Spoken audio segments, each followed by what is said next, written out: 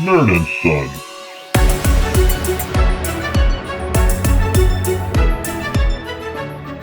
Welcome to the Nerd and Son podcast. I am Nerd. I am Ralph. That is doing great on audio there. He is just sitting there waving at the screen. So excellent for the audio listeners. Hey, we gotta justify having a video portion. I'm Son. I'm Connor, and together we are the Nerd and Son podcast, here to give you nerd things. Nerd things, yes. Nerd things and justifications for a video podcast. Yep. I can guarantee you 2 of those things. I guarantee it. Okay. If you want to get in touch with us and if you want to get a hold of us and reach out to us and interact with us in any way, with comments, questions, concerns, or suggestions, please give us suggestions. I'd be interested in the concerns. You can go down to the description to our link tree and get in touch with us in a myriad of ways. Awesome. Today's topic is we went from above the waves, pirate swashbuckling, such adventures, and now we're going below the waves, under the sea. Come on, sing it. Everything's better down where it's wetter. Are you talking about water, or are you talking about something else? Come on, get your mind out of the gutter. You know what? Speaking of here, you know what? If we get to 50 subscribers, I'm going to drink this airbrush paint thinner. I haven't even opened it yet. Okay. Don't be doing some TikTok challenge now just to get subscribers. Oh. Can you not even open the bottle? It's taken. Oh, okay, all right. You got one of those non-spill spouts? Probably. I don't want to test it though. Don't drink it either. We could do the Blizzard challenge. I'm not doing that. No, it got one of those pressure squirt things, so you can actually do it. Then you can squeeze it to where you want. So, okay. Good. So, like he said, this episode we are continuing our environmental series. And yes, last week we did above the seas, and this week we are doing below the seas. So, we're going to go completely underwater. Now, this honestly is something I've dabbled with from time to time. This is really not an area where there's been a lot of role playing, especially like games I've seen out there. There's different supplements and stuff I've seen for it, but not too many overall games. So, and because it does present a bunch of different challenges. So, But yeah, let's go ahead and dump into it and swim to the deep end. Haha. Okay. Bad joke. Didn't even work. Okay. So first of all, our biggest issues when we are doing anything underwater, breathing. Okay. Unless we are playing an aquatic adventure, then that's not really a issue. But I'm going to assume 99% of the time, you're not playing an aquatic creature. Or you are playing a creature who can actually breathe both back and forth. Yep. Okay. But that's probably is not going to be your whole party.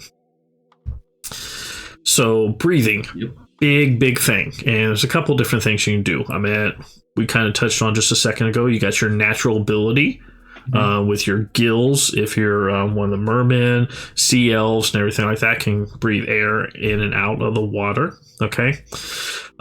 You have a magical way of breathing. Okay. Yep. So you got your potion of water breathing. You have your spell of water breathing. Okay. And you can have a challenge in that where, if you have a spell, it probably only lasts so long. Correct. Okay. And you can kind of modify it. You can have your lesser regular potions, and you can have your greater.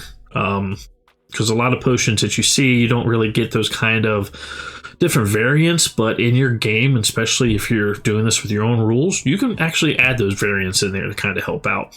Okay.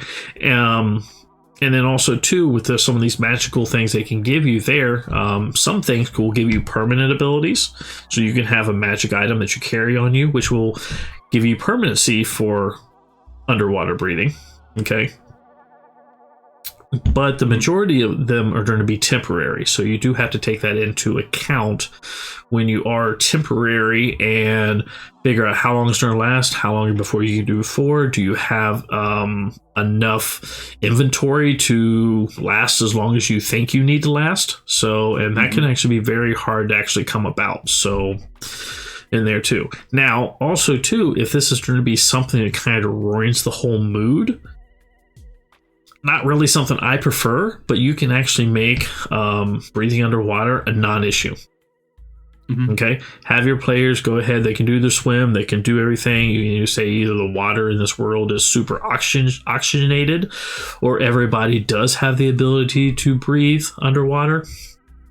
Anything you want to do. It's your own world that you're creating, magic and everything else too. So kind of do it that way. I kind of like a little bit of the challenge, not overall saying, okay, you got a potion of water breathing. It only lasts 1d6 rounds. Yeah, that could be a huge problem.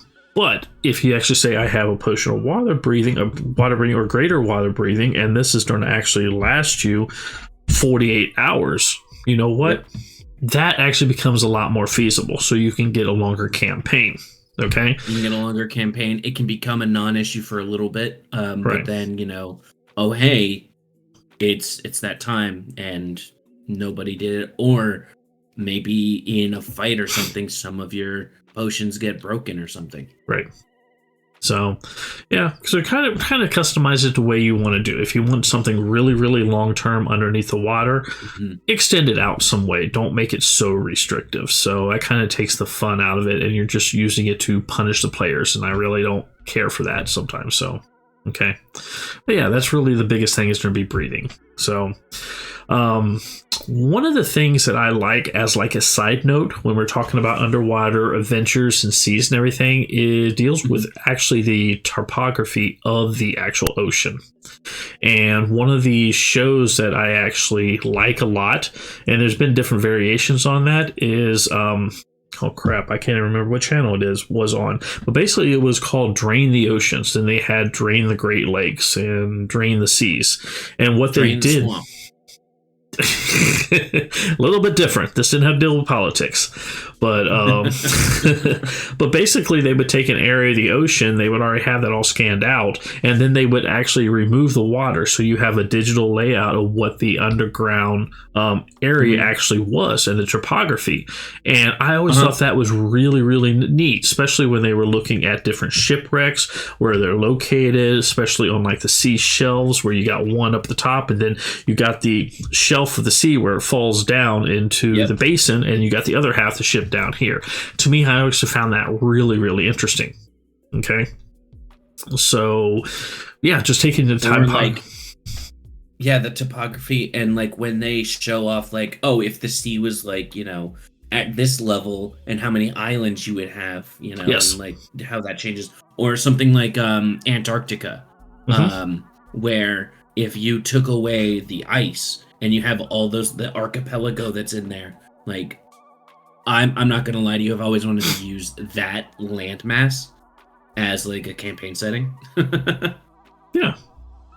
Because it's just like, it looks like a fantasy map. It is. It's really cool. If you've not seen it, where they've actually done that, and they can show you what it looks like without the, because I can add a picture. I'll look it up and add a picture in here. Yeah. But yeah, it's really weird. So, but yeah. But the topography and everything like that is really interesting, and I think it's great with your own underwater mountains, ranges, and everything else too. So everything is very transferable from what you're used to on the land into the ocean. So okay, so we'll go ahead and go to the next section where we're talking about types. Okay, and most people, when we think about under the seas, they're actually thinking of just oceans.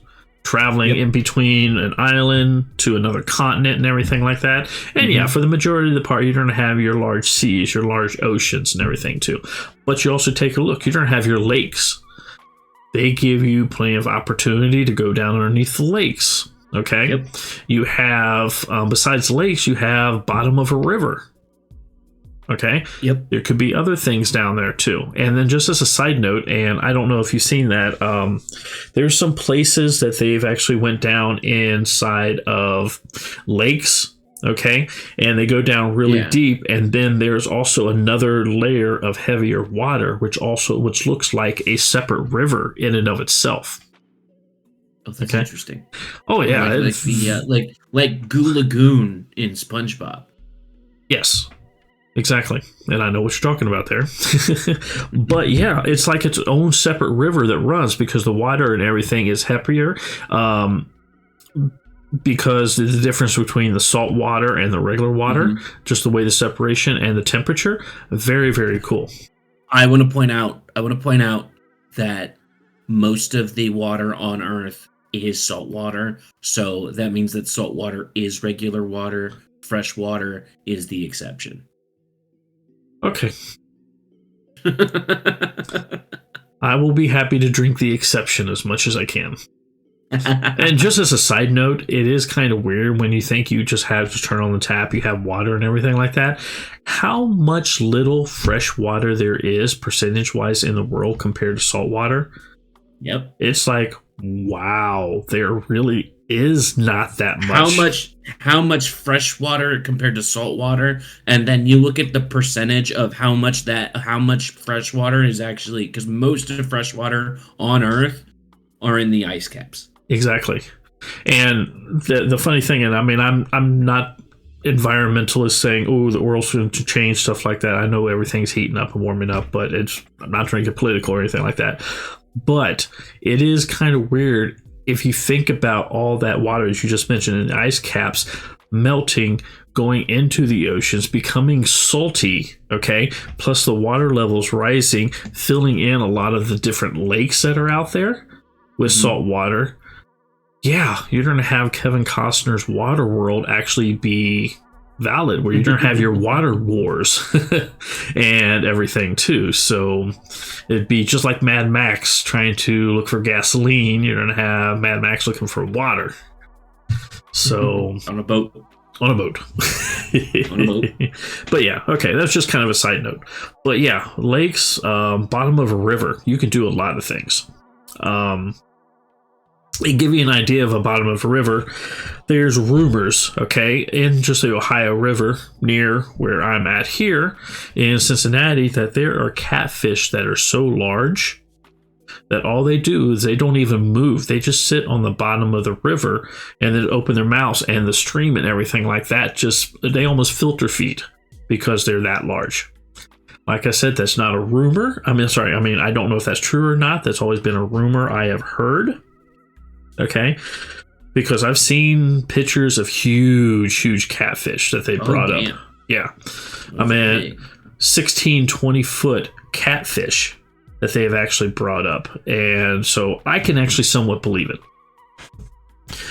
But especially if you're going down, you can take that into account when you're actually coming up with an encounter, and all of a sudden they see this huge mouth just open and close, the big giant catfish they have to swim by or something like that. So Jesus.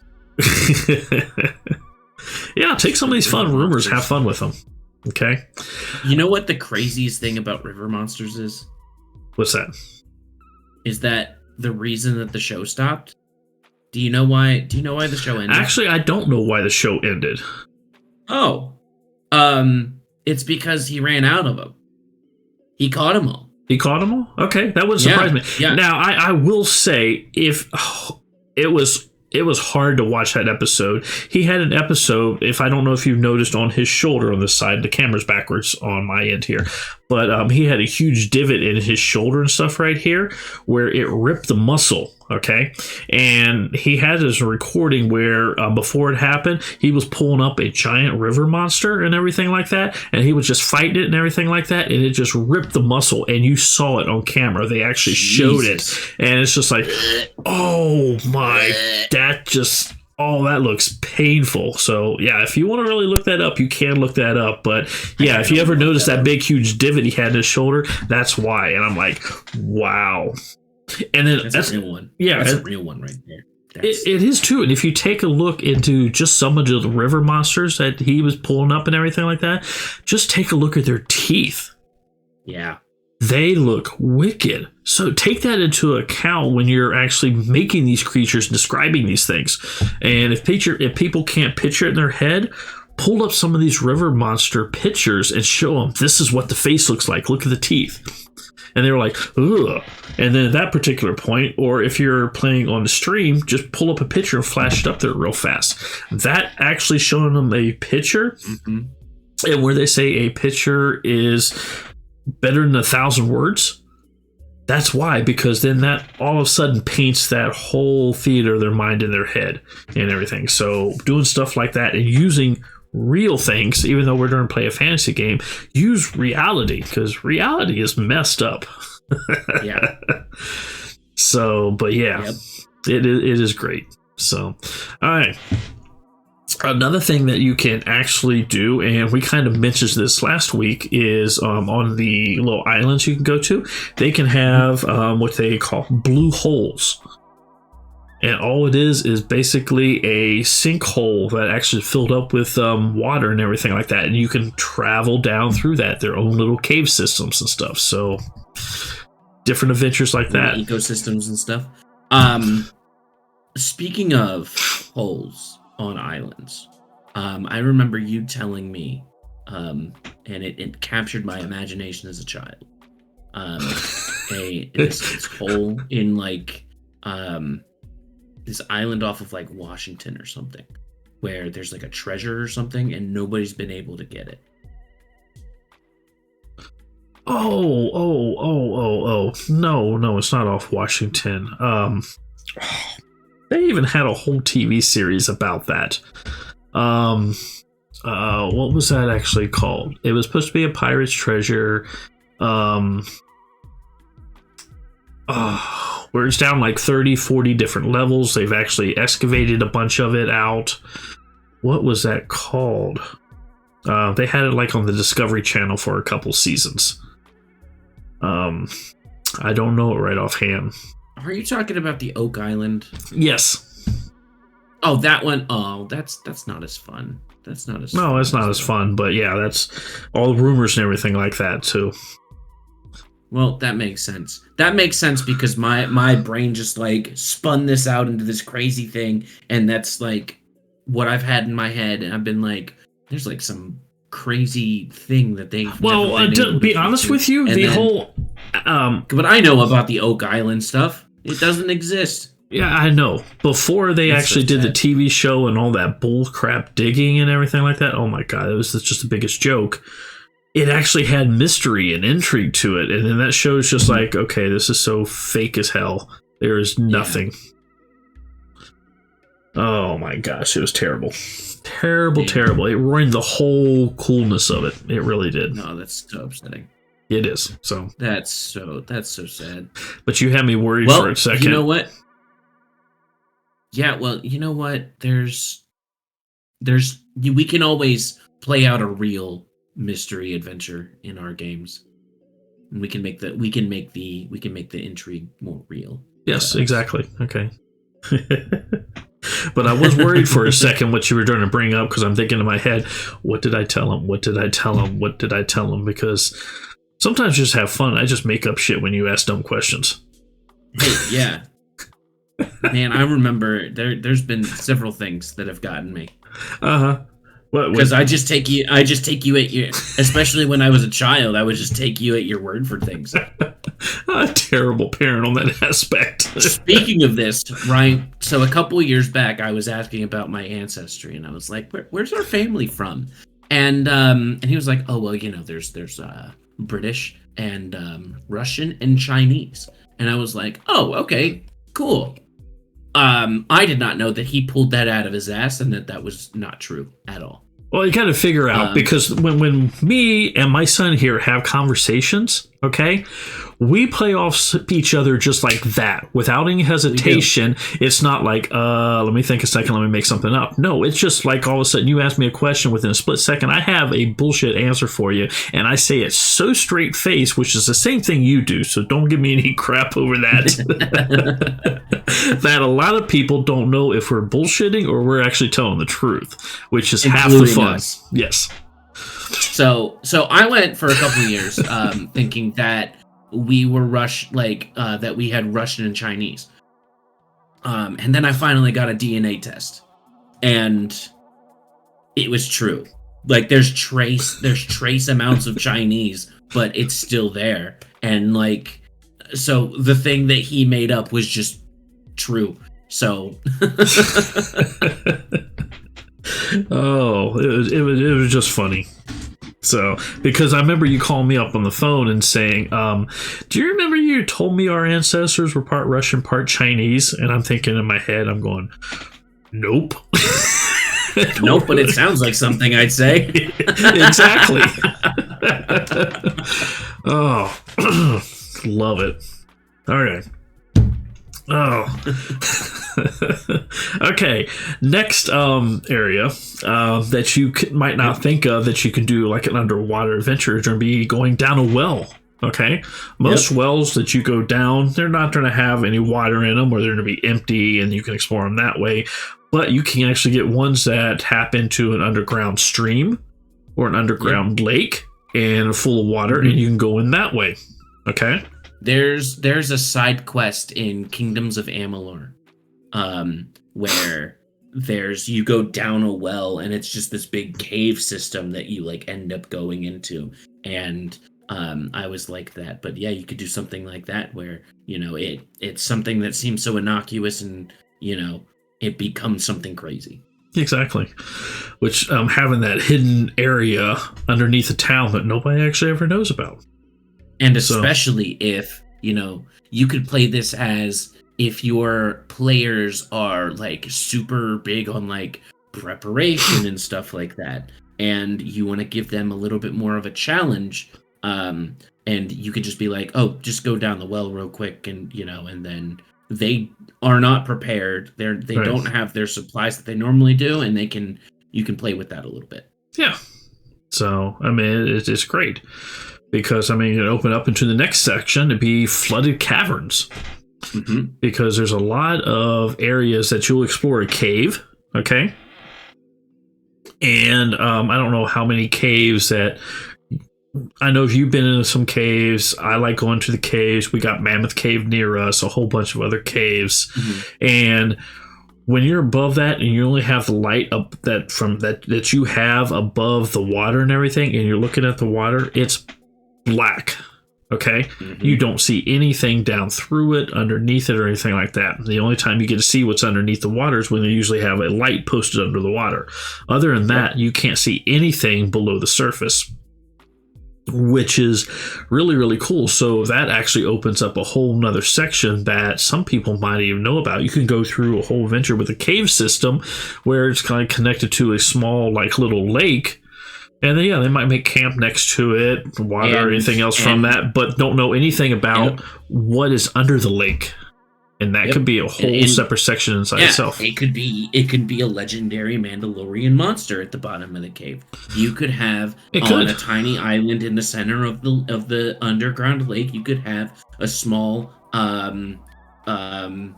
creature who loves to tell riddles, who has a ring that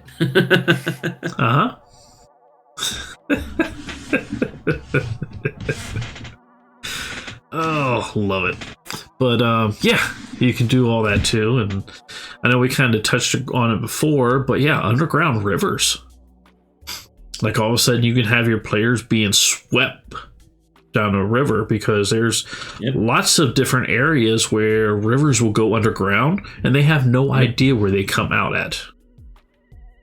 So, yeah, very, very cool. So, and besides just what you know locally, okay, or worldly, you have your planar seas. Yep. Okay, you can take a portal and stuff like that to like the elemental plane of water. Or you can open up the portal to the elemental plane of water to flood wherever you are. Right. So, yeah. And then traveling in this huge area where it's nothing but water in its own little plane. There is no land at all. And, yeah, that's going to be completely different. So, yeah, there's lots of different possibilities. So just take something, go with it. So, but yeah, there's a lot of different types that you can play with when you just talk about underneath the blue. Yep. Okay. So it's all good there. Now, a couple different things that you can deal with besides what we're talking about with the breathing. Okay, we can go into the section where we have like hazards. Okay, yeah. What could really be difficult that we actually deal with? Okay, and this is before we get to creatures, battles, or anything else like that too. Okay, we can actually talk about currents. Okay, yeah, on land you could have some strong wind, but it's nothing like a heavy current. Well, you do have currents above land, right, or above the water, where like you have like riptides and stuff that'll just pull you out. Yeah. But that's what I'm saying. You know, it's different from an air current. It's like in Finding Nemo and Finding Dory, where you have like the current that's right there, and you don't go near it, or else you get swept away and then never seen again. Right. Mm-hmm. Yeah, I mean, it's. And currents can actually take you rather quickly and everything like that. Down in Kentucky, a couple hours south of us, you have Lake Cumberland. Okay, when I was growing up and younger, you can actually play above the falls. Okay, inside the actual water itself. Okay, and they would only stop you 10, 15 feet before the edge. Okay. Yeah. And I've been there at one particular time. They don't let you in the water anymore. Okay. But there was a time that I was there sitting on the edge watching all of a sudden, and all of a sudden there was this girl on down that lost her footing and started getting swept down towards the falls. Okay. Her father was there close enough. He ran there about 20, 25 feet, grabbed her out of the water and everything. Okay. I mean, there was other people that she would have actually had to pass that could have stopped her and everything like that. But that just kind of gives you like a real quick when you look up and go, oh, all of a sudden that things can't happen. Yep. Okay. Now, those falls have been closed down where you can't actually get into the water anymore above the falls. And I don't know if there was an accident or anything like that, or somebody finally goes, maybe the stuff that we did in the 80s as a kid is not really that safe. So this actually brings me to a point that I realize I forgot to mention when we were talking about, because we were talking about the fun adventures that you could have above the water, and we didn't really talk about the water, right? Uh-huh. So something very important to keep in mind is when we're talking about this, we're talking about things within the water, we're talking about, you know, the ocean and everything, and like we're talking about things other than just the ocean. And there's one rule that is forgotten a lot that we forgot to talk about. You don't fuck with the ocean. If you take the ocean or water or anything like that for granted, there are consequences to that. You don't fuck with it. You respect the water because the water does not respect you. Right? That is something important to keep in mind. The water is way more dangerous than you think it is, and it always and it will kill you without hesitation. It does not care. Yeah, it's remember that. Yes, and we're like in what, our first hazard here. Uh-huh. So there's more. It's yes. It's a lot. It is strong. You think it's just nothing or anything like that, but yeah, the water itself is strong, and it's something to take in. But yeah, besides currents, even a bathtub, right? Even a bathtub, you can die in. What's I think the minimum amount you need with water there needs to be for you to drown is like 1/4 of an inch. I thought it was like an inch and a quarter. It was something like that. It's very, very little. It's very small because it's just enough. It's just enough to cover right here. Right. Yeah. If you're face down, your nose and your mouth. That's it. Yeah. So that's all you need. Yeah. So and it's yeah, you gotta be careful because no, not at all. Besides the water, if you get hit with the bathtub, that hurts too. So those are heavy. Yeah.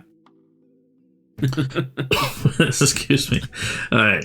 So the other thing too, since we're talking about just heavy and stuff like that, is the actual weight of the water itself. Yep. Okay. When you actually go down, you're going to have all that extra weight just crushing you pressure wise and everything else too. So, and I think if you're playing a fantasy game, I think this is the first hazard to like throw out the window for the sake of like having fun. Right. But if you're a more realistic game, you're doing diving like into a shipwreck to find some, I think of like maybe like a Call of Cthulhu where like there was a shipwreck and you have to find like a book or like something that was on that shipwreck or something. Like you're gonna want to deal with like a diving suit or something to go down. Yeah.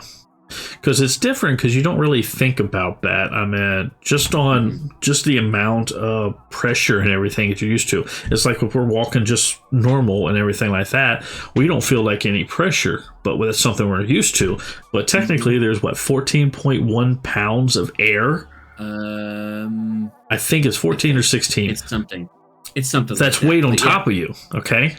You don't even think air has any kind of weight or anything like that. But when you get into that physical water, that's going to weigh on you. And I don't know how deep you've ever been into a pool, but the deepest I've actually dived, and this was in a pool, was 30 feet. Mm-hmm. Okay. And then you saw the lines. And basically it was just because I wanted to see if I could do it. And I haven't done any sea diving, reef diving, anything. I've never done that. But when I got down to that level and stuff like that, I can feel just my head, the blood pressure going thump, thump, thump, thump. And I'm only 30 feet down. Yep. So some of these free divers that I've seen go 50, 60, 70 feet plus down. It's crazy. Yeah, I mean, it's a lot of pressure, and you don't really think about that. So I do agree with this, taking that rule and throwing it out. Yeah.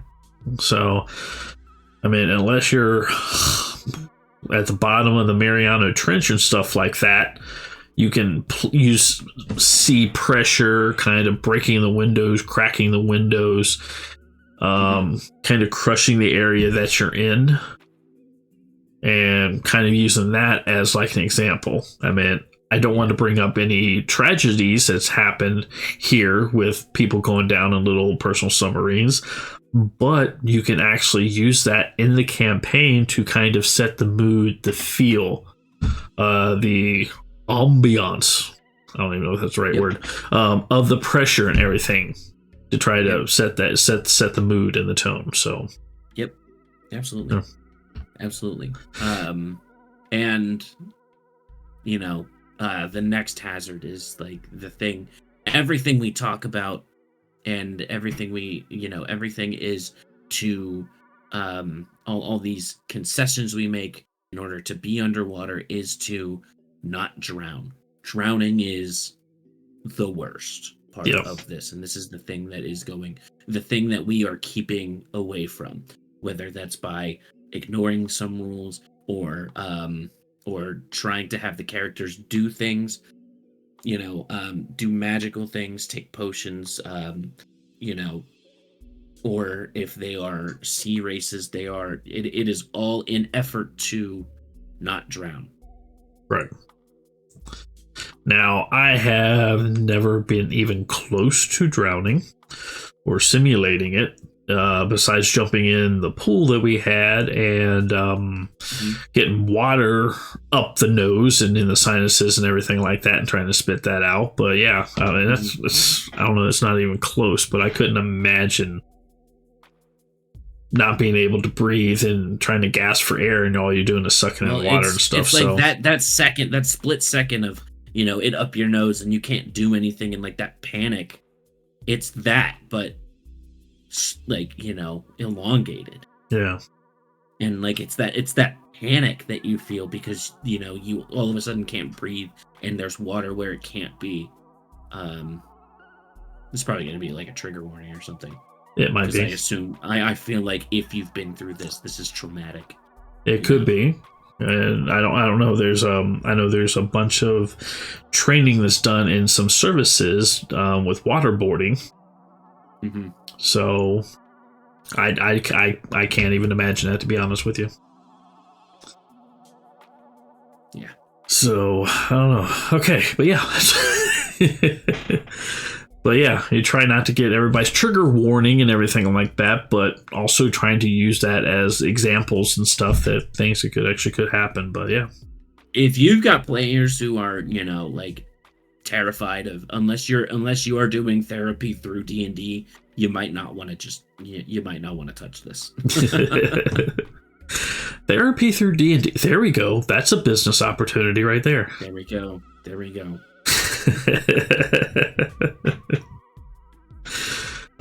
Okay.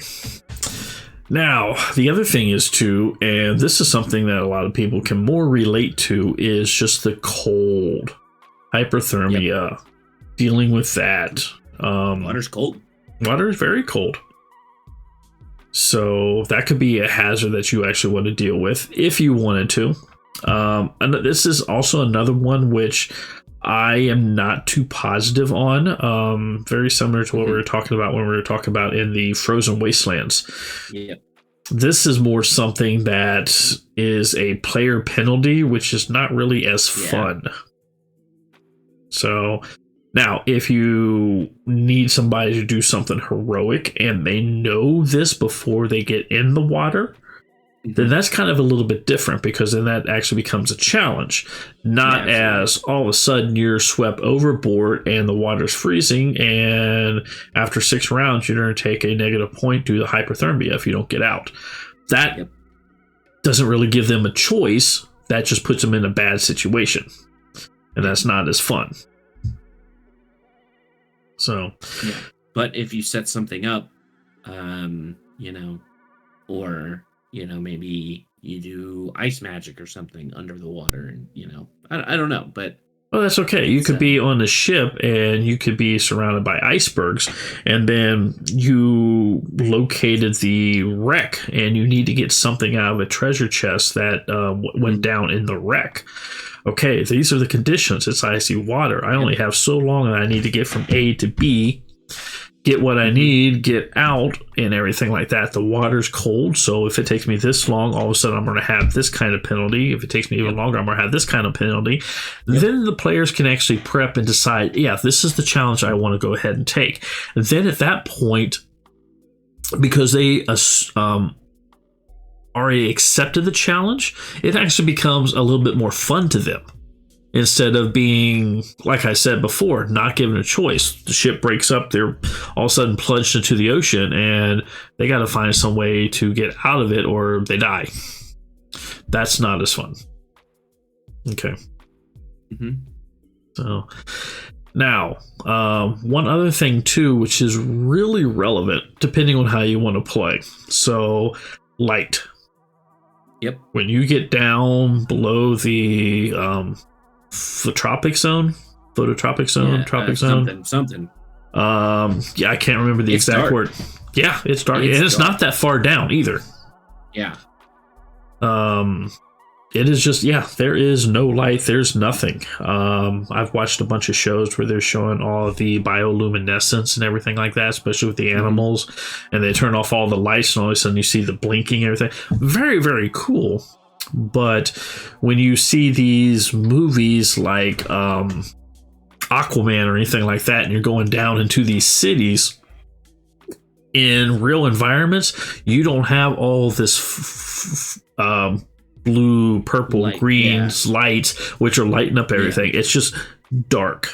Okay. Yep. But if you are playing in a fantasy world, there's nothing wrong having those kind of bright colors, lights. You got your giant jellyfish that glow the whole area and everything like that. So it's part of the fantasy of it when you think of this, and it's part of the aesthetic that if you are super into this, then this is what gets you. You know, this the bright colors, the blues, and the your purples and stuff like that. That shit. Like, that is why you're here. You're here for that aesthetic. Yes. And I think that aesthetic should be something you really play up. So, once again, you're not using light as a penalty towards the players. Now, if you're going through an atmosphere. But if you're going through a underwater cavern, yes, then the light is going to become more of the atmosphere and something that you want to play into. But overall, visiting Atlantis or some kind of underwater city, use all the glowing algae, lights, everything like that, so the players don't have to worry about all that. But I imagine, just thinking through this, I imagine like in the center between those, like cities or whatever, those populated areas, it's gonna be pitch black. Yeah. Between those. And the thing is, right, if you have on land, right, at night, if you light a fire, that's a beacon to everyone that there is someone there. Exactly. Right? Everyone can see you. So if you turn on a light, then that is a signal to things around you that you're there. Well, that's what I do. If you take a look, even in real life, the anglerfish, the ones that have those huge teeth and everything they have that little light that's up top and stuff like that. And that's not for them to help them. That's actually a lure to get animals and creatures close to that so they can eat it. So and that's the thing, right? Is if you see a light, that means something wants you to see them. Yes. Right? And so they're either a lure or a warning. And how many shark movies have we actually seen where you got the person in the diving suit, they're trying to find something, they can't find it, so they light some kind of underwater torch, and then that lights up, then all of a sudden you just see the face of a shark, huge shark, like right behind them. So you can play in things like that,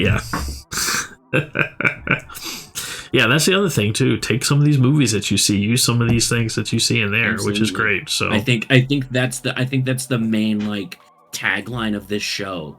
Like when we sit here and talk about advice, steal shit from movies. Like exactly, have fun with it. Okay.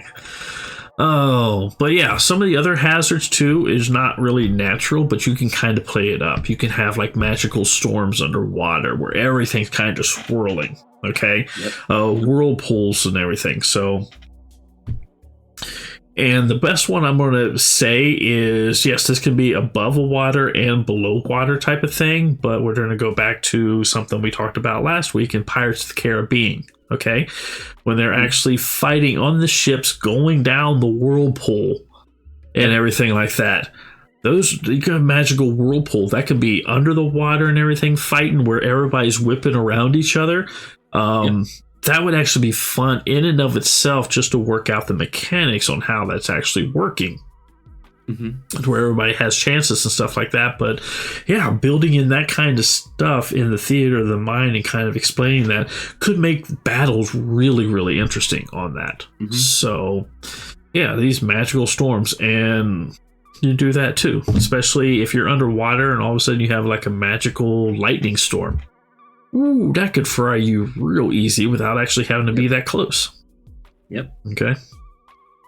And then also too, with your creatures that actually have abilities like eels, your electric eels. Like okay. Electricity, Play it up when you're doing the fantasy where it's swimming by and you see the electrical currents charging off of it and trickling and rippling down its body and stuff like that. Play that stuff. You can't really see that in real life. Yeah. Because I know in the aquarium, which is down here in the Cincinnati Aquarium, they have an electric eel and they have it hooked up with a microphone, and you can hear it zapping and popping and everything. You don't really see it, but physically show it. Not in the theater, they might explain it as it's kind of going by because it. And it's also when you're talking about magical things, right? And having creatures having access to like magic and abilities, you're going to have. I feel like in an aquatic setting, having ice abilities is an advantage, right? Yes. Shoot a blast of ice and freeze your prey, and then boom, there it's like, they can't move it. They can't move, or they're slowed down, and you can get them. Oh, exactly. You got somebody. You got yourself a mage that specializes in water. That would be excellent. You got your water bending. If you want to go down that route, ice and everything like that. Fire mage, not so much, but it can be used depending on how you want to use it. That can fix the hypothermia issue. Yes, because honestly, that can create steam. So, depending on how you wanted to use it. So, and talking about just steam and curing hypothermia, the other things that you'll actually see that you can actually use as your ambiance and everything around to try to build the picture is your thermal vents, your black smokers. Okay? Saying you have to follow somebody that you're chasing or whatever. Maybe say this is like a chase scene, okay? And then all of a sudden the person you're chasing dives into this underwater area which is full of black smokers. Now, besides being underwater, trying to chase in a 360 degree environment, now you can't see, plus the black smokers, depending on how hot they are, your thermal vents and everything like that, that adds a whole bunch of new hazards. Absolutely. Okay, into a fast-paced kind of like chase. So, and that's how I kind of see it in my mind. So, yeah, so that is very, very interesting and everything on that too. So, all right. Yeah. Okay. You got any other kind of hazards or anything you can think of? Those are kind of just random thoughts that I had. Not really. Yeah, okay. No, this is good. Yeah, because you can do a whole bunch of different things too. So, okay. Cool. Does the audience have any additional hazards they can think of? You should add us at any of our social media platforms. Yes. Or so in the comments. Because, I mean, we're not the master of all options and ideas and everything like that. We'd like to see what other people come up with too. So, because there are so many different ideas and concepts out there, and I just like knowing different things too. That's why I read most of these books and everything, not really to take everything word by word and, this is the history because this is in the book and this is how we're going to do it. No, it's just ideas. And then I take these ideas and shape them into my own campaign. So it's just great. So, all right. I think this is actually a great point to take our mid break. And we'll do that, and we'll be back here in just a moment. Hi, guys. If you want to take a break from role-playing and watch someone burn their face off while eating hot peppers, head on over to YouTube at 13 Peppers and like and subscribe. And if you want to grow these peppers yourself, you can actually purchase these seeds at 13peppersbyralph.com. With that, have a good day. Aye, aye, Captain. Okay. All right. All right, and I can't hear you. Aye, aye, Captain. Oh! Come on, you gotta finish it. Who lives in a pineapple under the sea? Whose orange and yellow and porous is he? Whose nautical nonsense be something you wish? Oh, please take a shower because your cunt smells like a fish. Oh, did I say that? I'm sorry. SpongeBob SquarePants, SpongeBob SquarePants, SpongeBob SquarePants. Oh, God. We're terrible. I love it. Okay. Okay, yeah. And with that, we are definitely back. Woo! We're so back. We're so back. I know. We just lost just lost every female listener right there. So I apologize. You think we had female listeners that got to this point? I was hoping so. The fact that we said female listeners is indicative that we don't have female listeners. Oh, hell. Okay. Well, let's go ahead and let's move on out of this trash fire that we just started here. Let's talk about battling, okay? Yes. This is going to be something very, very different when we're running the battles. First of all, we talked about the magic between the water, fire, and stuff like that. That could be one thing. Yep. But this is another thing we alluded to on last podcast that we did, is it's a 360-degree environment. Yes. Meaning it's not just straightforward, you're on one single plane. They could be above you, below you. Mm-hmm. They can be off to the side, caddy corner, different things like that too. And what's different is if okay, let's take a look. Let's go back to the space battles that are in like Star Trek. Okay, one of the best Star Trek movies out there. You got your Wrath of Khan. Okay, where they go into the cloud and everything like that, and all of a sudden, you have Kirk and everything like that seem to disappear, and Khan's out flying, and then all of a sudden behind it, you see Kirk actually rise up and get right behind him. Okay, and they try to show that as like a single plane. Okay, even though in space that's not really realistic. You don't have people at different directions, different angles, or whatnot. Even in the Star Wars ship battles, all your ships are on the same.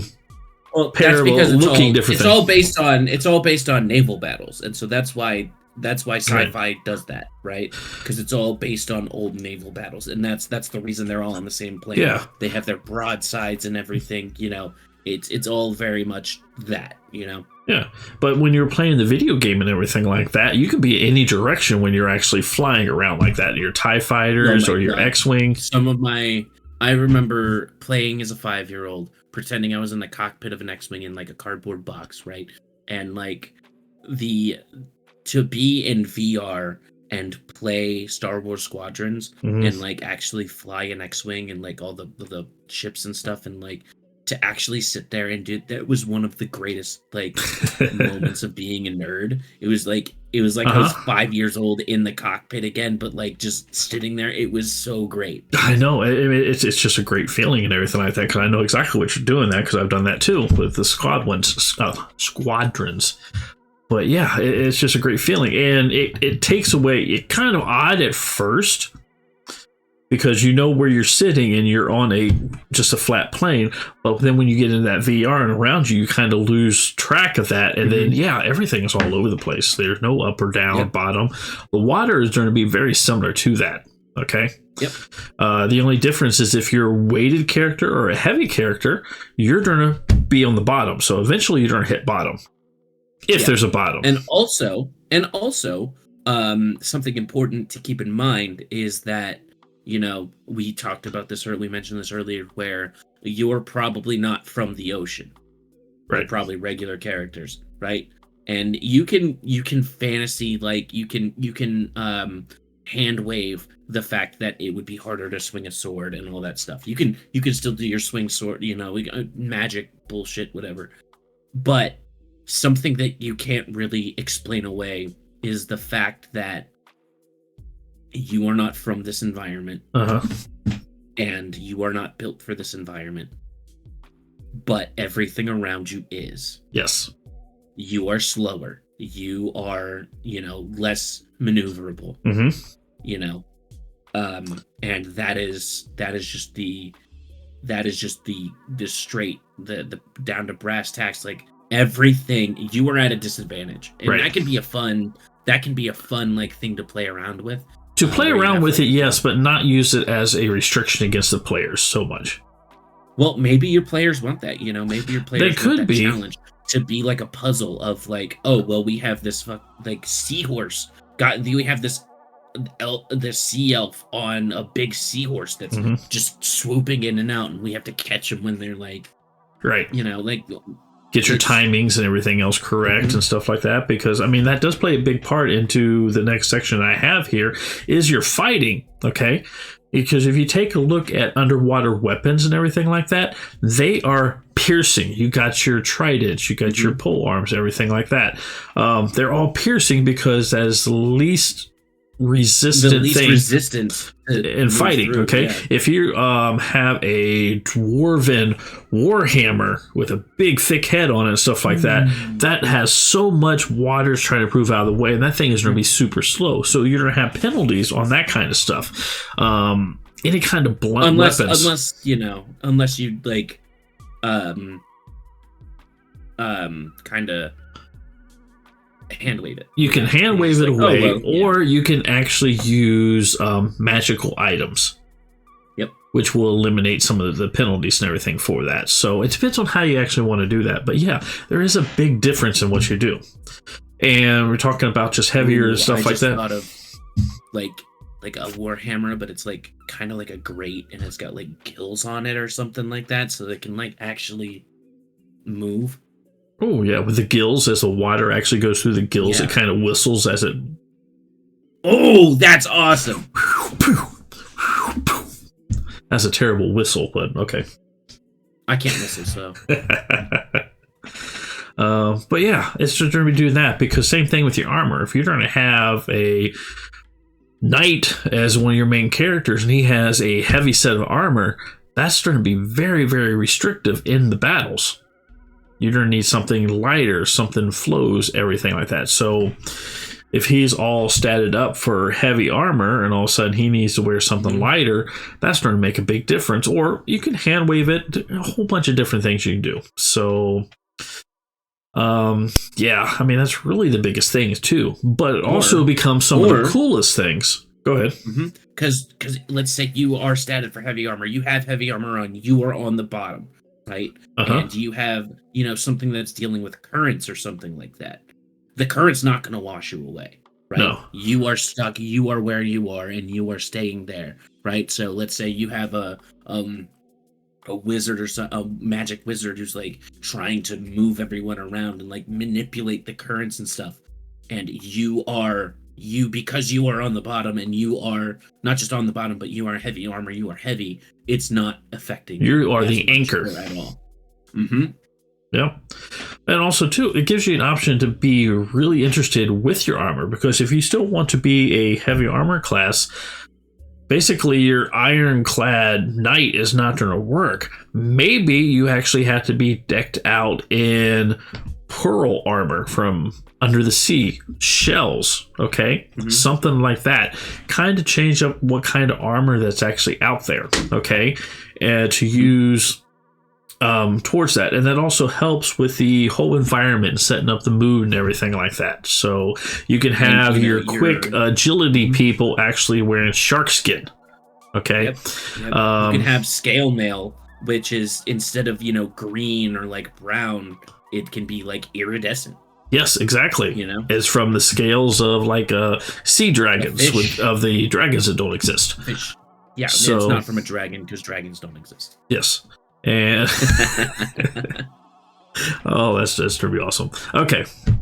But yeah, kind of theme it up that way. So that way they kind of change what kind of armor they're wearing, but then they're not going to be hit with the different penalties and everything like that, because you can have your real thick coral armor that could work just like heavy armor, but not have the same restrictions underwater. So you can do different things that way. So, but yeah, kind of just make it interesting and think about what's going on. And then also too, if you have, like for example, our encounter corner that we had last week, where the sea elves had a party go underneath the water to do something that they wouldn't able to do. Okay. Yep. Have them offer different items to them. So that way, what your party has. Don't use as a restriction. Have like the group of like sea elves offer them exchange for the armor. Hey, this is what you wear. This is going to be the equivalent down here. This is what you wear. This is going to be the equivalent down here. Weapon wise, everything like that. And then once you're back, we can give you your armor and everything back. And since you've helped us, you can keep this stuff too. So do different things like that to kind of make it interesting. So, but yeah, theme it up. Make some good things there too. And then also too, what can be really interesting, because I kind of like the idea, we go to another video game, Monster Hunter. Yes. Okay? There could be aquatic creatures that you're trying to hunt. Okay? You have your Hunters Guild, and there could be underwater creatures. So that could be where you get your underwater themed campaign and everything going as part of it. There's wizard ingredients and components for high level spells that can only be gotten from some of these creatures. So there's lots of different ideas that you can do for your campaign and the way you're running it, instead of just going, oh, well, here's your just normal creatures and you're fighting a shark. And no, theme it up. So, because you can take, and honestly, I believe this, and I don't see how I can't, but right offhand, I can't see where I can not be given some kind of encounter above the ground and not find a way to be able to manipulate that to have something similar underneath the water. Yeah. Okay. And because you can make a parallel in something similar underneath the water, it shouldn't be that much more difficult to create the encounter and go with it. Mm-hmm. And the reason that we're kind of talking about these environments and everything in that to give people ideas, because a lot of people might not want to create a underwater encounter or adventure or campaign because they're not comfortable with it. And the whole point of us discussing these things is to try to make somebody more comfortable with it. Yep. So, yeah, I mean, that's really the overall thing. I mean, the other thing is too, do you have anything else about battles or anything that you might find thought about? Not really. The only thing that I thought about was the whole, like, you know, you're at a disadvantage and, like, you know, everything else is moving faster and, like, is more equipped for the stuff. Right. That was which that could be an interesting intro. See, they first get into the water and they're fighting something which is super quick and agile, and they have to get used to that, and then they can offset it by changing out their weapons, their gear, and everything like that to try to go, okay, these are the challenges, this is where we struggled, this is what we can do to offset that. So yeah, play it up. And then we've said this before, don't use the underwater environment as a penalty, use it as just a different environment. And yep, different challenges, different thing, you know. Right. So now, what can we do for aquatic races? What can we actually run into? So, main thing is you're going to have your sea elves. Those are going to be very common. Okay. That's There's not much else different on there too. They're elves, but water. Right. And you can have oceanic dwarves. You can have oceanic mermaid people, mermaids. You can have basically anything like just your regular stuff, but make it ocean. Exactly. And sometimes all you can do is you can take almost any creature out of the monster manual, add a underwater template to it. Okay, change out its natural armor for like scales, fins, something like that. It's not really that difficult, so you can make kind of your own creature just by adding a template. Or you could use these, or especially if you're wanting a monster, you can go with the standard things, because sometimes it's not a bad thing and can be kind of fun. And look at your, like, Shahagan. Okay? That is a very, very common underwater evil creature just because of their concept and their whole outlook on life and everything. Because even if their comrades go down, it's meat. And their whole saying is meat is meat.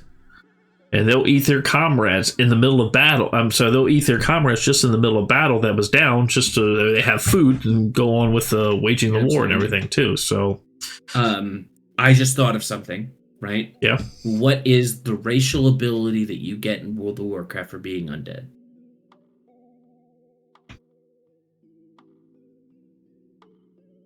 I don't remember.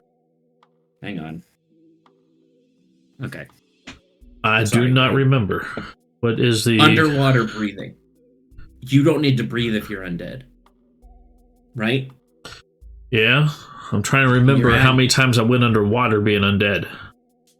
I mean, you don't really have to, but like the thing is that's a racial passive, and it just made me think of this. Like, you're gonna have, you know, a society. Like if you have a stigma about being undead above the water, right, Right. and on land, you might have a community of refugee undead under the water. Okay, like your ghouls. Yeah, like You can your have an ghouls intelligent and, race of ghouls that can breathe underwater. yeah. That's different. Oh. And it's hidden from the people who are trying to kill you Yep. because they don't like, Mm-hmm. And you're not going to have, all the creatures underwater. They're not going to hurt you because you are rotting meat. They don't want that. You're not going to have those little fish that kind of like you go to the mall and you put your feet in a tub and they like eat all your little dead skin and stuff like that. Yeah, they're not going to. They're not going to really fuck with that. Yeah. No, that could actually be interesting and stuff like that. But yeah, there's so many different things. Plus, when I was looking up random generators for encounters and I was pulling up ones for creatures and everything, it is funny when I'm looking here is most of the underwater creatures when I'm running these are Shahagan. Okay, let me do it here. Number of PCs for PC level. Let's just do 10. Any difficulty underwater. Generate. Shahagan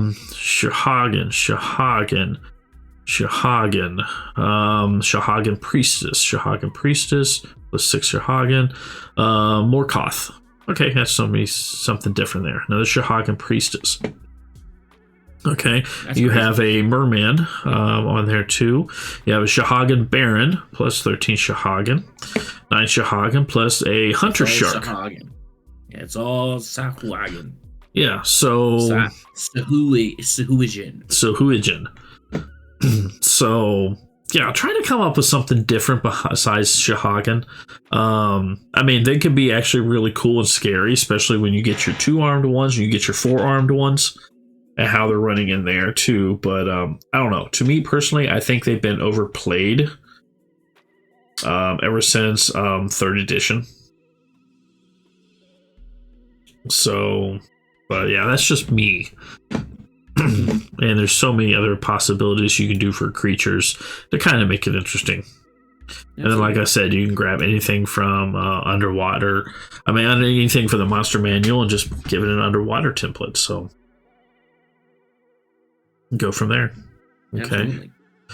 But yeah, that was kind of interesting in everything that I have on there.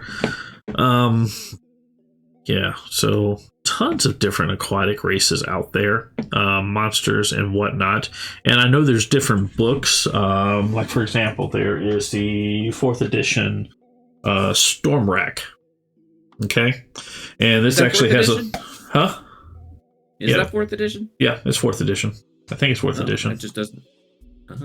that doesn't look like the art style of 4th edition. I don't remember. Can't remember. Gotcha. It kind of all drew together. Got you on a technicality. It could be. I think it's 4th, but I don't know. But yeah, this has a whole bunch of like new races for aquatic themes there. There's other ones that's in other different books that you can get. So yeah, a whole bunch of different varieties. Kind of make it interesting for yourself. Yeah, absolutely. And I mean, it doesn't matter what edition it's from. You can pull it out and use it and translate it because it's not too dissimilar. No, not at all. So, okay. But other than that, I think that is all that I actually have for underwater adventures to give different ideas of how you can run stuff underneath there. So, in environment ideas. So, okay. Absolutely. So, all right. If you don't have anything to add, then I guess we are to our encounter corner. Just kidding. I actually have to pull it up. Okay. Oh, hey, it's pulled up. Hey, there you go. Look at that. It's okay. I only did like two sentences here. And then like everything else, I was like, oh yeah, I should put this in the thing later. And then like didn't actually type it in, but it's all up here. It's all up here. Sure. The numbers. What do they mean, Mason? Yes, it means you're making shit up as you go. I love it. I'm making shit up as I go. All right. So, My letter today was J, right? And I thought of, we were talking about C, we were talking about the C's, we were talking about things. So I thought, what is more, what kind of creatures can we think of? And of course, sea creatures, your big monsters. You have the kinds that you put on, you draw onto the maps, right? Okay. And so I thought of what was, just like I did, this was an accident, but I did pull another Norse mythology creature out, because when you're talking about sea creatures that start with J, there's really only one, and that's Jormungandr, the sea serpent, the world serpent, right? Okay. I did run into a problem where, I do want to continue the kayfabe of there's no such thing as a dragon, right? Mm-hmm. So I didn't want to do anything such as stat it or give it items that come from it, like. Okay. Can I just pause you real fast? Okay. And I just want to do this because I know we've alluded to this to a couple different sessions now. But why do we not believe in dragons? Yeah. So was this from when we did like test episodes? No. This was actually when we were talking about creating an encounter, and it was in a past episode, like episode 2 or episode 3. It was. Yeah. And I just pulled up random information to show you how easy it was to make a encounter in a whole game session within like 5 minutes. And I just pulled up random stats, random things that people can talk about and everything like that. And then I because it was the tavern. Yeah, it was the taverns, and who was talking in the taverns. And it was somebody talking about how dragons don't exist and it's all a conspiracy. They were having a heated conversation about it. And that was just something you locked onto when we were talking about rumors and everything. So that's where that whole thing came about. So, and that is something, especially when we do our actual gameplay, once we get that set up and everything, that is definitely going to happen in a tavern at some time or multiple times. We'll see how that's going to play out. But that, and as a reference of why we talk about that. Yep. And so I figured, a sea serpent is basically a dragon, but in the ocean. Because so if we stat this out as a sea serpent, it's basically a dragon, and we're admitting that dragons are real. So that was always my thing. It was also, conveniently, I didn't have to do any stats today. You're not statting it, not because you're lazy, it's because dragons don't exist. It's because they don't exist. I like it. But okay. Just also the air of mystery around this, right? Mm-hmm. You could have hunters that are going after it that people call fools because the thing doesn't exist. But also that anyone on the sea who is worth anything has a story about either encountering or seeing or battling this creature, right? Mm-hmm. And you can have people with items, like a scale shield or something that's like, this is from Jormungandr, but that's unsubstantiated, and it's not, it might not be true, and it could be a lie, and it could not be. Well, exactly, because some things that you might think are not actually true are true, and there were so many stories about it, and I'll give you a real example. Okay, let's go back to Moby Dick. Yep. Okay. Yep. The big white pissed off whale was actually real, but there was so many different rumors that was going on about it because it would attack the ships from hunting and everything, that people would claim that they've seen it, never saw it before, other thing like that. So that all that rumors and everything was out there. Absolutely. And if I recall, there was not, the Captain Ahab was actually called something else, or another name on that too. But the story that he wrote was about his time on the ship with those people fighting and looking for the whale. And you can grow up and you go to school and you have to read that book or anything like that. They're going, oh, that's a fantasy book and stuff like that. But no, that was based off of a real creature. So you could do your same, like what you're saying is your stories and everything that you have through your rumors and stuff like that, where you're hunting this, where it could, it might not be real, but then it could actually be real. Because sometimes real life is strange as hell. And I wonder how many people think that doesn't actually believe that story is actually real, which it technically is.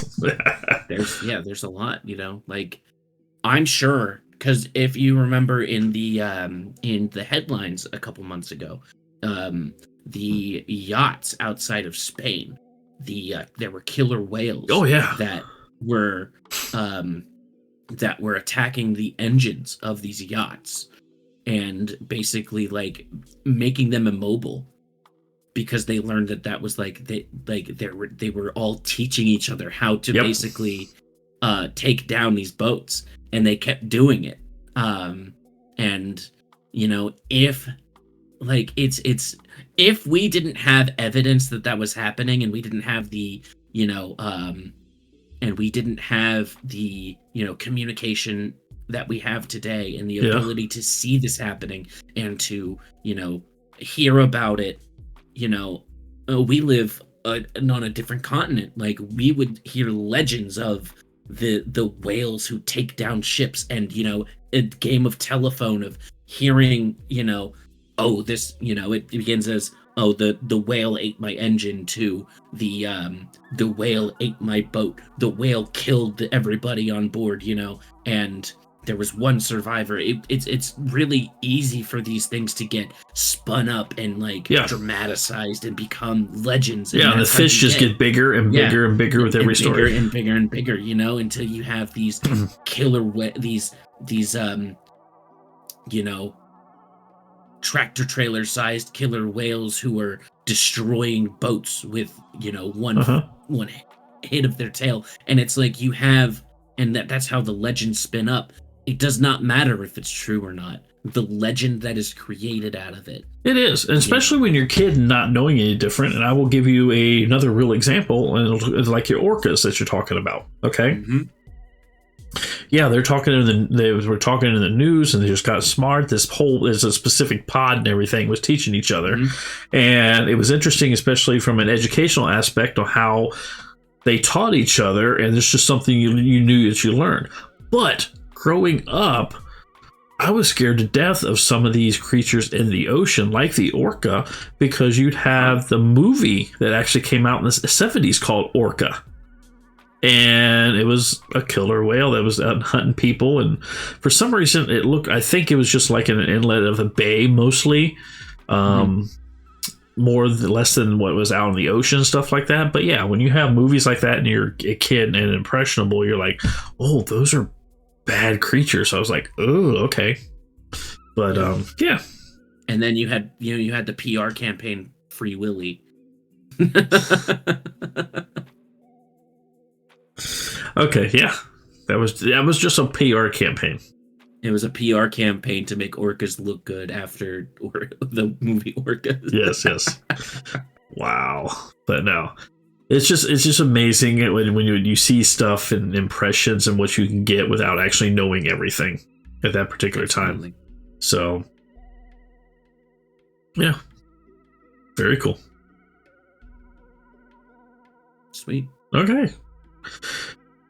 So with that, I mean, do you have any specific rumors or anything that you could play that up with the party, or? So it's more of, just like you could make this, you could spin this into whatever, but the legend of Jormungandr being a monster that destroys your ships and stuff, like it could be, an evil like Sahagwin tribe. We're gonna take that back to them, who's destroying and salvaging and scrapping ships and stuff as they come by. Or it could be an actual monster. It could just be the sea. Yeah. It could literally just be the sea, just a storm or something. What about a gnomish submarine that they skinned with dead sea creatures that looks like a monster when it surfaces? Yeah. There you go. Yeah, like the Scooby Doo Loch Ness Monster movie. Yes. There's a submarine. Yep. Yes, because the real Loch Ness Monster was a submarine. Yes. Yeah, so yeah, you can play on that. What are amphibious large creatures but submarines? Uh-huh. They're just submarines, but for whatever's it is. So we're getting in that too, because yeah, you've heard that about the surgeon's photo about Loch Ness and stuff like that. When he apparently on his deathbed, he admitted that it was just a submarine with a little clay sculpture on the top of it. I thought it was just a little toy that he took. Yeah, a little toy submarine. Yeah.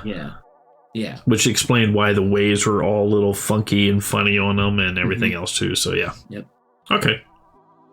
But no, that's actually cool. And then actually work towards what we kind of mentioned earlier with the Monster Hunter game, where you're looking for that kind of thing specifically too. So, but yeah, Absolutely. Legends and Rumors are really fun to have and to set off different campaigns and everything too. So cool. Yep. And that's that. All right, cool. That works. Okay. Do you got anything else you want to add on this evening in Under the Sea? Nope. Okay. Don't have anything. Do you have anything? I do not. So we'll go ahead and we'll do our standard questions. Do you got anything that you want to promote or where people can get a hold of you? No. Okay. How about you? You know, eventually you're going to say yes and you're going to like blow my mind. I'm like, what the hell? I have no idea what to do now. But yes, to answer your question, yes, I have another YouTube channel I run called 13 Peppers, where I eat, taste, and grow spicy peppers. I just started setting out my plants today to harden them off to the sun so I can get them out into my garden. I got them half now, and the other half in the basement I'm going to bring out in another week. So, because I just got way too many of them. So, but Excellent. new videos and everything will come out on those here shortly. I still have a whole bunch of other videos I post weekly on that, so there is always something that comes out weekly. So, yeah, if you're interested in that, go check out that channel. But with that, if you want to get a hold of us, go to the description to our link tree. We'll answer what questions you have or anything else, and we can go from there. Like, subscribe, comment, leave the bell, all that stuff. Exactly. All that stuff. So, yeah. Okay. But with that, I am Ralph. I am Nerd. And I'm Son. I'm Connor. And together we are NerdandSon. Yes. And you guys have yourself a very, very good day. Bye.